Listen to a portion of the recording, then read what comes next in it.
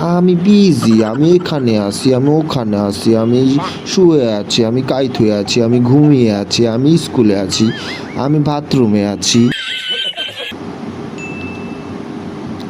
ভাই জানেন, কাউকে অবহেলা করার সুন্দর একটা কৌশল আছে। কৌশলটা কি জানেন? ব্যস্ততা দেখানো। I am so busy man, oh my god. বেশিরভাগ সময় দেখবা একটা মেয়ে এই ব্যস্ততাগুলো না বেশি দেখায়, আর একটা ছেলে সবসময় অ্যাভেলেবল থাকে। কেন জানো? ছেলেটা তাকে পিওর লাভ করে, বাট একটা মেয়ে টাইম পাস ছাড়া ভাই কিছুই করে না। আর এত ব্যস্ততার ভাব দেখায় যা বলার বাহিরে।